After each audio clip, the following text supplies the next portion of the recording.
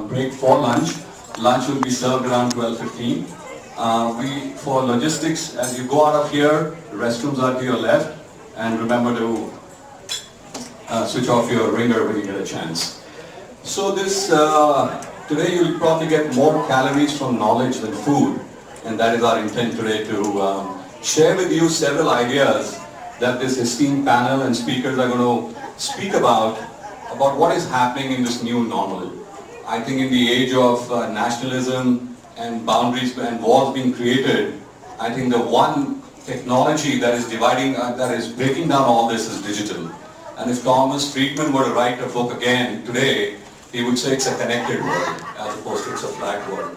I think the movement of labor from country A to country B may not be necessary with all the technologies and tools that we have in place, so that we can drive productivity and share in economic benefit across the globe through digital technologies. And that is where we will drive the discussion for the most part. This is really, we want to thank CII, Council General of India in Atlanta, our partners GE, Novelis, and several others who have helped put this program together. It is about India and US, but it could be applied about any two countries. I think with the technologies that we have in place today, we can really leverage and get the inclusion in the society back which we have lost over time. We will have a couple of speakers, then we will switch to a panel format, and all in India and in the US. As you see his profile, one of the things that I discovered, that he's one of the few council generals, and I don't know many of them, but I've talked to a few of them, who's so business focused. I think his heart is in the right place. He wants to do the right thing for the community here, as well as for India at large. So without further delay, please join me in welcoming Nagesh Singh to give the opening comments. Thank you.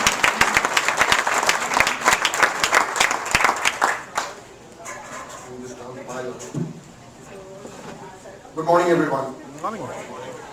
Let me begin by thanking you all, for taking time out and visiting us. And our distinguished Mayor, Rusty Paul, is here. Sir, please. No, sir, you never late. Thank you. To thank everyone who's here, to take time out of your busy schedules and join us for this event we are trying to organize about India-US economic partnership. A story which I'll be very brief because there are very many eminent speakers, but I thought I'd take this opportunity to tell you a bit about what's happening at the macro level between India and the United States. But before that, like I said, I want to thank everyone for accepting our invitation and coming down for this event. Particular thanks to people from two very friendly and great states of South Carolina and Alabama who've driven all the way. Amy Thompson, Anita Patel from South Carolina Department of Commerce, and friends from AIBP, they're all over the place. The AIBP is the Alabama India Business Partnership. Everyone else also, so I'm just highlighting these a few people because they've come from outside Atlanta. Friends, India-US relationship, as we all know, is based on our shared values, joint interests, common challenges. I'm not going to elaborate on that. But in the last 2 decades, it has transformed to a level which was unimaginable during the Cold War. Today, we discuss everything under the sun, including deep space, the deep oceans, whether it's, cyber security, the global commons, etc., etc. But the bedrock of this relationship is the growing India-US economic and commercial partnership. I mean, today, India and US, United States is India's largest trading partner with bilateral trade of about $120 billion, which given the size and robustness of our economy is not good enough. And that's why our leadership has decided that by 2025, this was during President Obama's visit to India, that by 2025 we'll take it to about $500 billion. And then the growth which we have seen in the past few years, I'm confident that we'll achieve it, given support from all of you. In terms of investments, United States is still India's 8th largest foreign direct investor with FDI of about $28 billion. Again, not very satisfactory. A story which is not unknown, which is not very well known, especially in the Southeast, is that India is emerging amongst the top 10. Last year we were the 9th, but the year before that we were the 4th fastest growing source of foreign direct investment for the United States. And this is not all in IT. IT is only about 40% of it. The Confederation of Indian Industry, whom I forgot to thank for partnering with us. Gargi is here from Washington, D.C. The CII is India's largest industry association, represented in Washington, D.C. as well.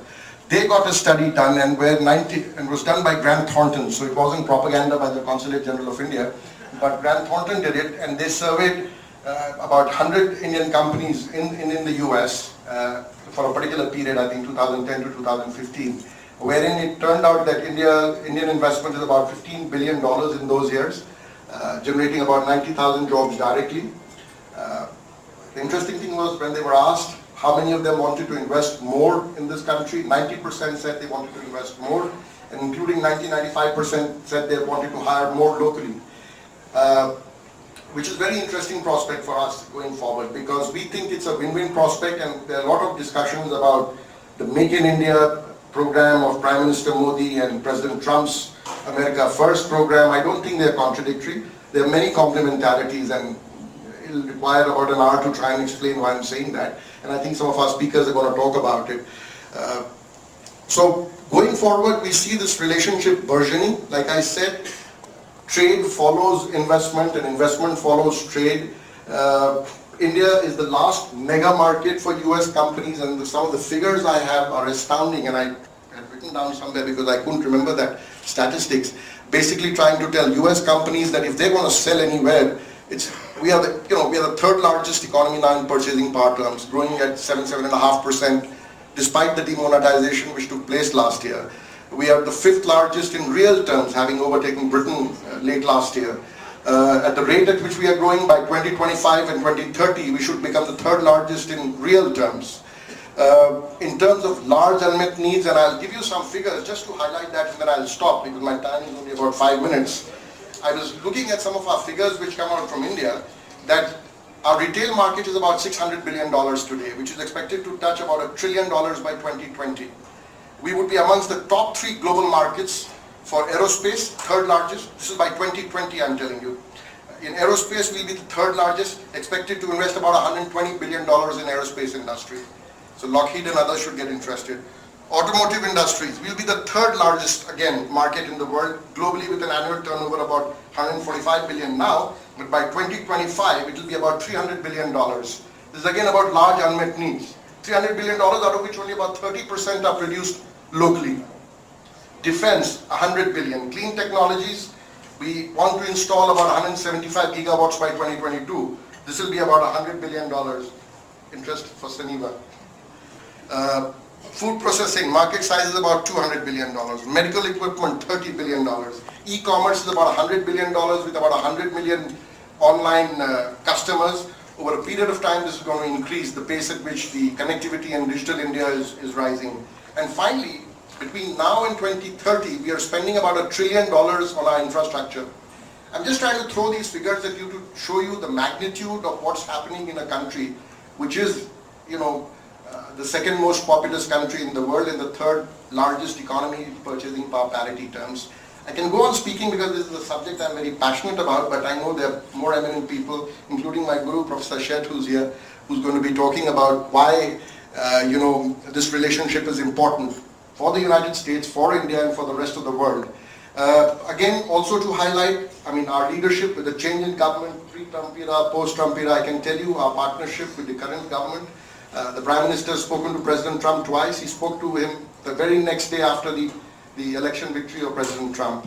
Our leadership was here in June. They met, the Foreign Secretary, that is the Permanent Secretary in the Ministry of Foreign Affairs.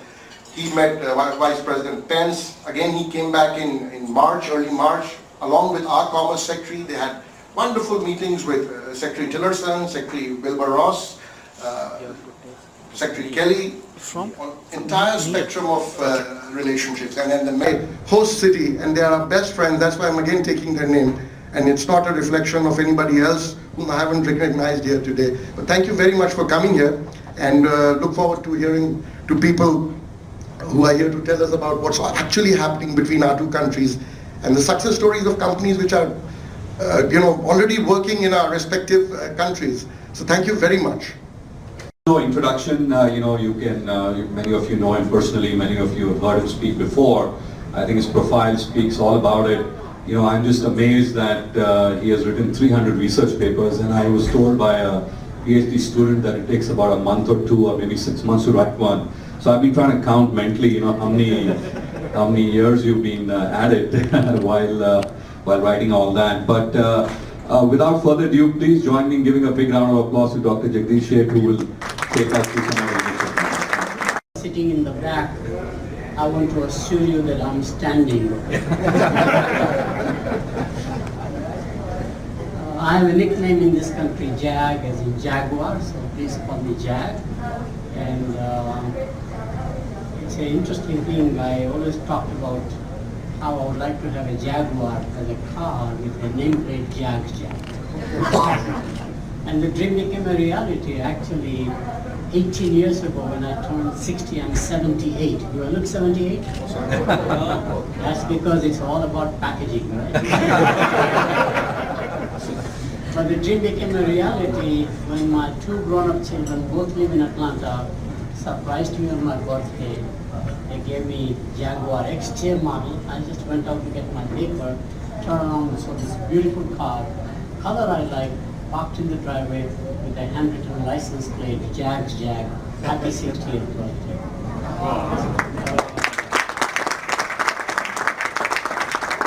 It was a rental car.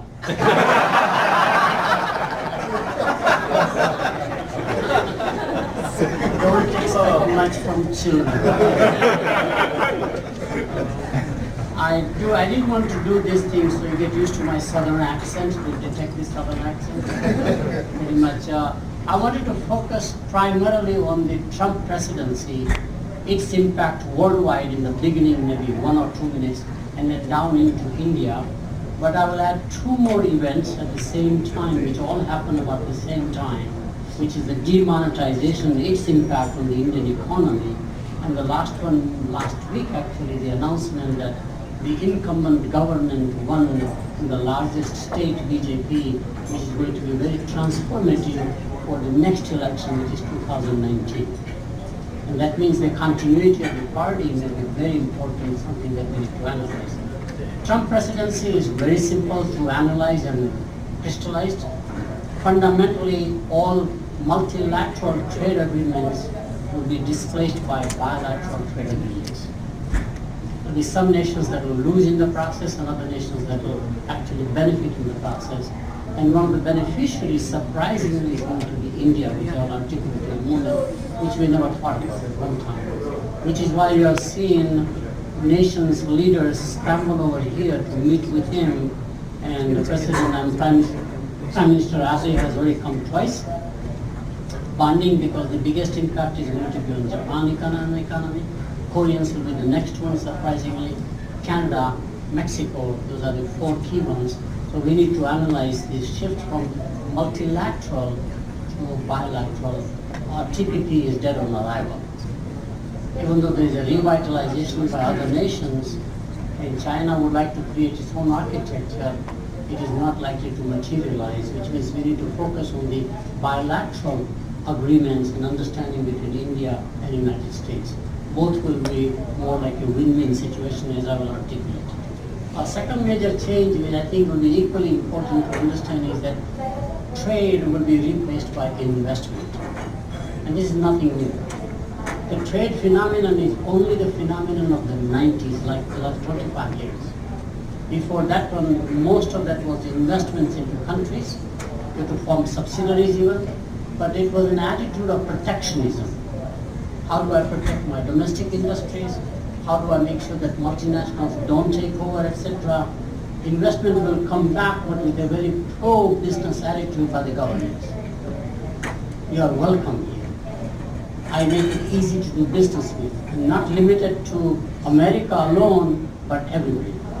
Which means investment worldwide will be the biggest growth engine back again. Investment engines takes longer time than trade in terms of its impact on the GDP, for example, but it is inevitable. So everybody will invest in China more, in India more, in America more, surprisingly. And the biggest investors in America as a lead nation, surprisingly, are Germans. And I want to make that point because we are in Atlanta. All 5 major automobile makers in Germany have already decided to be here even before the election for whatever reason. de-risking from European Union and its instability over there, but it's in a quagmire, which is interesting. And out of default, Atlanta will become the Detroit of the 21st century. Automobile industry is very important to understand because it has a deep multiplier effect. If you have an assembler here, like say Porsche, then you have almost like 3 deep suppliers who come in, and automobile goes along with aerospace, which goes along with appliances. It is the same metal bending technology essentially. And therefore we also see aerospace, EADS obviously is in Mobile, Alabama, right, for example. So Atlanta becomes like the technical aerospace automobile capital, because Lockheed is here in India, interestingly. So just to keep the trend of investment, which is important to manage. This administration is basically having the same playbook as Ronald Reagan. The charismatic aspects are different, but it's the same agenda. So I'll articulate 4 or 5 good things. Anti-Mexican, very strong propaganda by the Reagan administration during elections, creating the immigration reforms in the process, same pattern here. Second one, corporate tax is too high. At that time, 55%, for example, Reagan took as a stand, and we actually had a tax reform act passed. Surprisingly, he was able to do it, drop it down to 35. Our expectation is that this administration will be able to do it in the first 2 years, which is the only honeymoon time they have to get it done to about 25 of the ultimate agreement between the 2 parties by and large. So there will be a huge tax reform, which is again a very slow process, but will happen. Reagan did one more thing that is very important to understand impacts India, namely that Reagan came out with a outside global competitor, identified Japan as enemy number 1.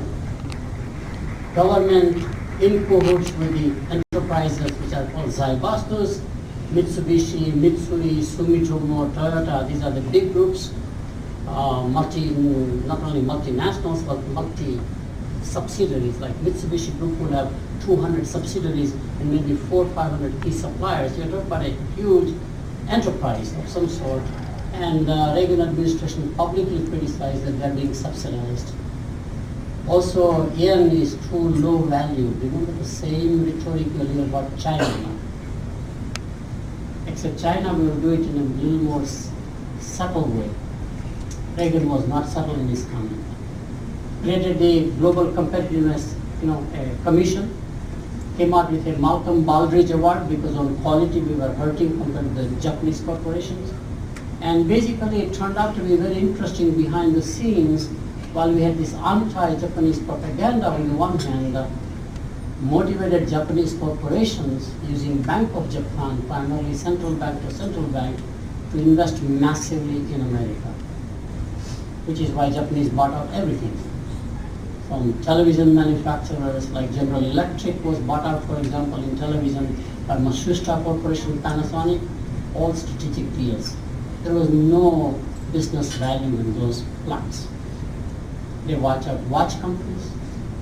Toyota, Honda, and Nissan invested in brand new, automobile factories in Kentucky, Ohio. So it will be repeated the same. So one of the biggest investors in this country, in my analysis, is going to be China. Same process. Just watch that. While publicly we will not allow anti-Chinese propaganda will start, but will be same time. And China and India have a very unique relationship, which I will also talk about, so we need to watch that trend. India and US, or China and US will never get together on the defense side. So by definition, anything to do with defense will be the India-US alignment, which is one of the big growth engines, which I think the Council General will give some numbers, so keep that in the back of your mind. India becomes very strategic out of nowhere. It was always a great nation. It's very strategic primarily because not just the large market, which we have talked about.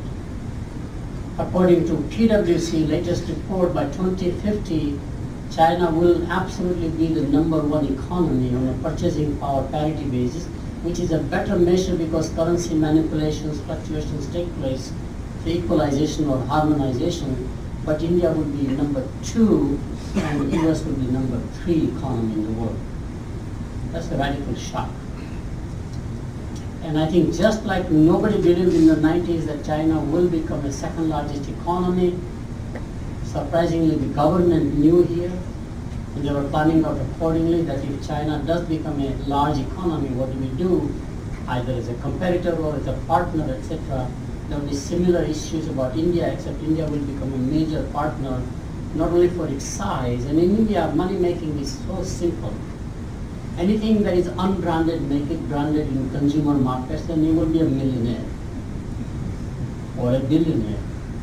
If you don't believe, look at the brand name called Patanjali out of India on Ayurvedic, which is the old Indian Chinese herbal thing. That brand now today is knocking the doors of Unilever, which has been there for about 100 years maybe. The largest soap maker, largest anything, this brand has taken over. And that brand, Patanjali, is going global, will come to America in a big way, not just serving the diaspora or the ethnic market, but mainstream market essentially. Keep that trend of that back in your mind. So consumer markets is absolutely the best place to go everywhere you want to go. Packaged goods, branded, and Pepsi is a company called Frito-Lay is doing very, very well in snack products. Second one, anything that is a street food, organize it into a scale. India has size but no scale. It's too much fragmented. Like Europe before the European Union, where the Germans dominating the German market, the French market. Number 2 brand in India always is a regional brand in any consumer packaged goods. Number 1 may be a national brand, which is a very interesting thing. So given all that, anybody who can create a scale, there will be huge opportunities pretty much. Let me talk about the strategic aspect of India other than that. In the new architecture, and this is a very bold statement, America will need Russia more than ever before. That's a very radical statement. America has to get out of the Middle East. Not the exit like Vietnam. Okay? It's the exit that has to be done in a very skillful way. And the only nation that can fill that void outside of the regional fightings, by and large, is Russia, not China. China is probably possible, but Chinese will not do it. So Russians will be back in the Middle East. That's the only nation that has a credibility in the Middle East to get the US out of the Middle East. And the US has to be out of the Middle East whether they like it or not. Just to keep that comment in the back of your mind, which has an implications for India in a moment. India actually knows Russia more than most of the nations. It's at least a 50-year-old relationship. India knows West Asia politically more than any other nation, probably from Iran on the one hand. Now these are, remember, adversaries to the US. But you need somebody in the middle who can talk on both sides as a good mediator. You need a track 2. And the first time I learned about power of track 2 was when Egyptians had broken the diplomatic relationship with America, remember, under Nasser, before Sadat came. They were using the Indian embassy in Washington for behind the scenes negotiations. You always need that. The new partners arising are Japan on the one hand, Israel on the other hand, and India knows both of them very well. What it says is that the diplomatic side of India, which we have never recognized how deep and how good it is worldwide, suddenly becomes a very strategic asset for advanced countries, such as Japan, such as Germany even, such as America definitely. And to me, it looks like for the first time, India will be looked upon not strictly for its markets, but also looked upon as a very key political strategic partner for negotiating between nations that they cannot do directly for whatever reason. And that goes for China, surprisingly also, which is a very speculative aspect, but I'll come to that. So I think that's a very important area to understand about how the new strange bedfellows will arise. India has 2 additional things going for it besides its market primarily. India's soft power is well recognized worldwide. Whether it's in Afghanistan, where as you know we are deeply involved, and how do you get out of that nation without collapsing the nation, for example? India is the partner there for your information. But India knows Southeast Asia very well, which is a hotbed of some things happening right now, Asia in general. Asia will be the next major battleground of some sort, both militarily, surprisingly, definitely economically, and therefore you need people who know, let's say countries like Myanmar, just as an example in my mind. India has a deep relationships way before the World War II in many ways. I think that's very important to understand. India knows Africa very well. And this nation will eventually align and somehow invest in Africa. Again, you need some intermediaries in the process, pretty much. So India has a worldwide diplomatic footprint, which I think is going to be very important. And the last thing and very important one is that Indian diaspora worldwide is quite important, which this government has recognized for the first time. How do I utilize the Indian diaspora? You saw in American elections in November, how many have risen to the political ranks, right? In the Congress, for example. California Attorney General, I think, is of Indian origin. Nikki Haley, now South Carolina governor, is a UN ambassador, which is a very key position in the way it is managed. All of this is very interesting to watch that. So what are the opportunities? And I'm so sorry to take a little longer time, but here are the things. First of all, India will become the center for all the R&D activities from this country. Technology R&D, pharma R&D, doesn't matter which one you talk about. So you have the Silicon Valley, and then you have the Pharma Valley, which is the New Jersey area, for example. That is the only place where there is any talent affordable left in the world. Keep that happening, R&D side. Most of the multinationals who have a large presence in India in the IT services, as you know, I sat on the board of Wipro for 17 or 19 years, but I've been their advisor about 30 years. All of them from Microsoft to Google to Facebook to Ernst & Young, which is the accounting side, will now have their own dedicated workforce. Employment in India will be made by non-Indian organizations faster than the Indian organizations. And that is not to serve the American market, now from the reverse side, but that is to serve the rest of the world out of India. Are you with me? And these are large companies, like Accenture, probably the largest growth employer this year than TCS or Wipro or Infosys hired as a brand new people. Okay?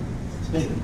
So India will become the place for employment. Making India strategy, while it was organized for manufacturing, actually will work for services industries. People will go from all over the world for the services aspects, do it over there. But these will be what we call captive BPOs, captive centers, not outsourced business. That's very interesting. Pharma is another major industry where all the pharma companies will go and invest in India is our forecast primarily. I also find automobile is a very important market. I think it's costing about 8-10 million production units or something, which creates a multiplier effect. So automotive companies from worldwide will go. In many of these cases, the lead nation in India investment is Japan. Korea is already there in appliances. Korea is already there in consumer electronics. China is coming. In many ways, surprisingly, US has been laggard. So US companies which are competing on a global basis will find that you have to be in China, you have to be in America, but you also have to be in India as the third largest market. And you cannot compete worldwide unless you are in all three markets. That is likely to happen. So that's one more thing that I find. Defense, as we talked about, is a huge growth sector, but with offset strategy, which means that there may be programs where local value add is done by Indian manufacturers, either private sector or government. But the largest opportunity in India besides infrastructure turns out to be, surprisingly, the banking and financial sector. There are two architectures. The biggest asset of India is not the private sector, as we always talk about it since the 1991 reforms. You do have the ICICI Bank, for example, but there's nothing compared to SBI Bank or Punjab National Bank. Those are all state enterprises. 40% of the GDP in India is still created by state enterprises. You saw the announcement by the government at this budget that they are going to create a holding company by combining 4 oil and gas companies, vertically integrated from exploration to retail gas pumps, and that's where the foreign investment will come. Usually through private equity route first. They're all listed companies, by the way. Holding company does not have to be listed. Interestingly, keep in the back of your mind. And what they have done for the oil and gas industry will be replicated in a matter of time for the banking industry. There are just too many banks, all government owned. They're called nationalized banks. They are pretty big in size. And as the capital flows, they will again create a structure whereby foreign investment will come into some holding company because it's an easier route to attract capital without going through the Mauritius gateway or a Singapore gateway or some other gateway. Something. That's very interesting architecture. The reverse is very important, and I know because of the time, I'm so sorry to rush. The reverse is very important. Indian companies will invest more massively in America than ever before. While you do have the Aditya Birla Group in Atlanta with Novelis purchase, for example, or Columbia Chemicals. Novelis is about $10–11 billion. Columbia Chemicals maybe about $3 billion. That is just the beginning. In most of the basic industries, this country will exit permanently in terms of ownership. And that's the place where Indians will come in a big way. Because they know basic industries very well. It's aluminum, steel, copper, etc. And those are very cheap assets to buy. But for the environmental issues and sometimes labor issues, there's a huge acquisition, and Indian companies generally tend to be very value conscious. So I see a lot more investment, not just in the IT services, where all of these companies will become having American workers through acquisitions. You cannot do greenfield. It's a very slow process of hiring a green card holder or a US citizen to compete for their talent. They really think about, should I work for Wipro or not? Is it too ethnocentric? My students ask me that question. And I have to be honest. So the only way out for Indian IT services companies is to make significant acquisitions at the mid-tier level, which means a company that is about $2 billion to $5 billion in revenue is multiple of revenue. You're going to have the strength to acquire. The strength cannot come from your own internal reserves. If you look at the balance sheets of Infosys or Wipro or TCS, it's just not there. So you need some bankers to come in the lead. There will be bankers who will come in the lead. Very important. So they will make significant acquisitions in this country. In manufacturing will be mid-sized companies again in this country, and you will see massive investment. In many ways, American investment in India may be a little slower because we are a little more cautious about everything else, but over there the investment from India will be much faster, which I just watched that trend. Capital is waiting out there. That's the whole point I wanted to make, right? Other than the equity market by and large. I'll take last 2 minutes only. Here are the issues which I know the panel will talk about in depth. The biggest issue is really 3, I think. One is that there is no harmonization of accounting principles between 2 nations. Transfer pricing is a key issue. It always happens in trade. And by the way, trade is very fascinating. We don't know, but 35% of the world trade is all within the same company. In 1990s, that was not the dream of creating WTO. Economists thought trade takes place between nations and independent companies, but the same company will take part value add here, part value add there, part value add there, etc. So if you look at the trade between Japan and here, and China and here, a lot of materials we send out here, which is counted as an export. Okay?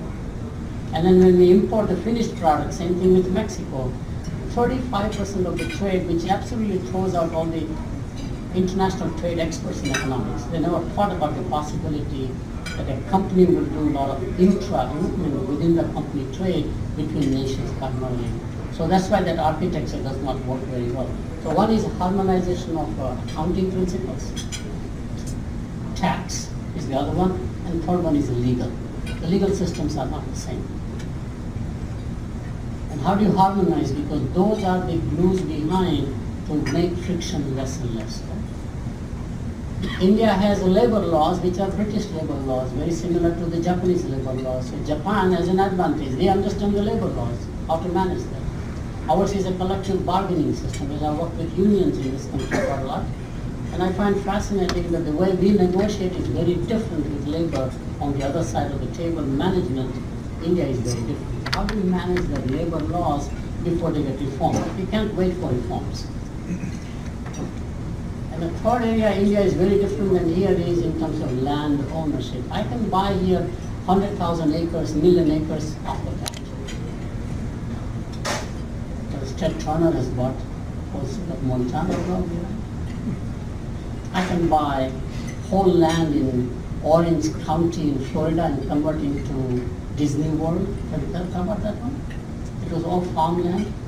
No debates about converting farmlands into commercial, industrial if necessary. We do it in Atlanta all the time, for example.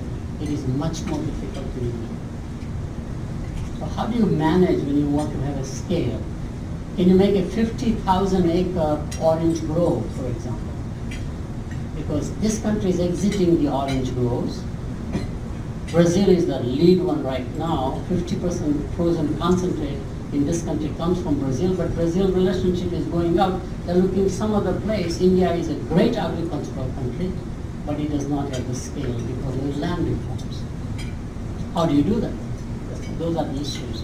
So to me, culturally we are very compatible. And two more areas of opportunities for US companies or US industries in India are going to be education and healthcare. Massive opportunities. It's a question of, again, Indian government reforming its, the HRD practices as they call it, and as we begin to get interested in terms of why Indian students come and study here, why not we go there, because the size is very large, so we have lots of opportunities. I'll stop here. If there's General, again, thank you for your leadership on this, and CII for giving us the guidance on how to structure this event. We will have a formal vote of thanks from Gargi from CII, but before that, let's hear from Nick. Go, It's in 4 minutes. Is that acceptable to everyone? Yeah, I bet. So I do represent Gwinnett County for the folks that don't live in Metro Atlanta. We are the northeast suburb. We have about 930,000 citizens. We are twice the size of the city of Atlanta. And people in Atlanta aren't aware of that. But we are the most diverse county in the southeast United States. 25% of our population was born outside the United States. Our population is about 11% Asian, about 25% Hispanic, 25% Black, and the remaining Caucasian. The interesting thing about that is it is also the fastest growing diverse county in regards from going from 20 years ago, almost 96% white, to today, a majority minority. So it's been an incredible transition. Gwinnett County also is a home currently to 4 Fortune 500 headquarters. We started the Great Recession with 1 and we ended with 4. And one of those, actually 2 of those, have active businesses and facilities in India, which the larger, our first one was AGCO, which is a huge... All our panelists and speakers, thank you so very much. I would personally want to take all your names because I want to thank you personally for being here and taking the time to be with us, Dr. Sheth, Devesh, Wish, Tom, Trey, Pascal, Sunil, Abhay, and Nagesh. Thank you. Your time is valuable and we appreciate it. We've heard from the great minds, so I don't think I really need to add much to this conversation. But I would definitely want to point out to what Consul General Singh said about in the India story within the larger US-India bilateral dialogue. And that is an untold story. He's already highlighted the 15 billion and the 91,000 jobs.